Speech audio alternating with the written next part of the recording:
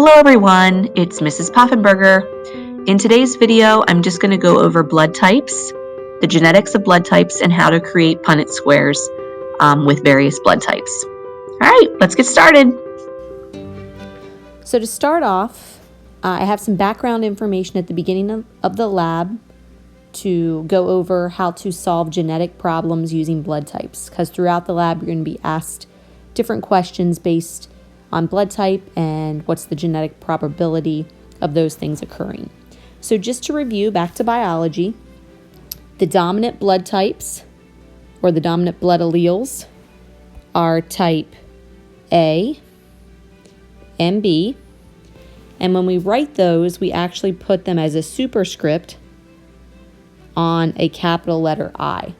So as we write them for our genotypes, capital I, capital A is the A allele, capital I, capital B is the B allele.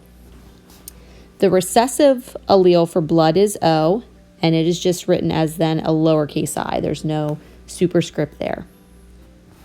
When we look at positive and negative blood type, positive blood is going to be dominant over negative, so positive, dominant over negative. And also blood type can be codominant. So in our ABO blood type, we can have a codominant blood type of AB. So if you inherit an A allele from your mom, a B allele from your dad, you're going to have that blood type of AB, showing codominance where you inherited both dominant alleles. Just remember the definition of an allele. An allele is a different form of a trait. So in terms of blood types of the ABO blood group, you have the A allele, the B allele, and the O allele. In terms of positive and negative, you just have the positive and the negative allele.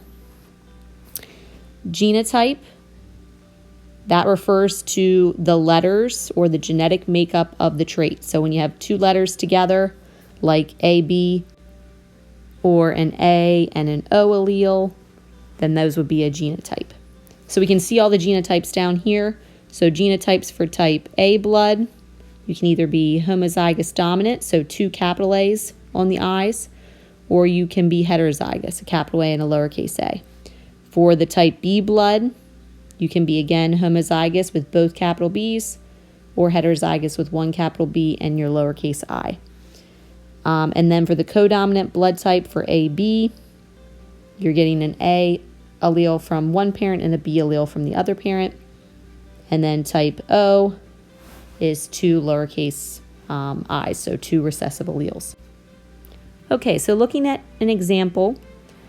In our example problem, it says a man with AB blood is married to a woman who also has AB blood. So both of them have the codominant blood type AB.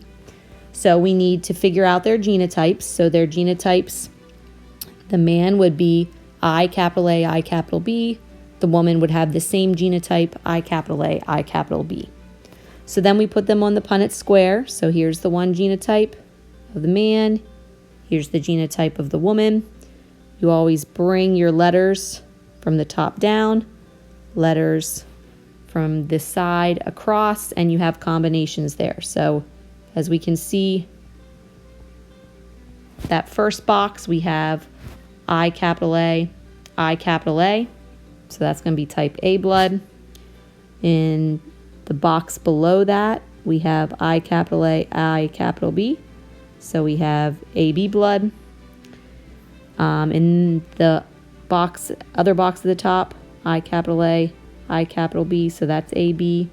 And then the box down in the bottom corner, I capital B, I capital B, so that would be type B blood. So if we look at the percentages or chances of those particular blood types, for type A, we have just one of those out of 4, so that's going to be 25%.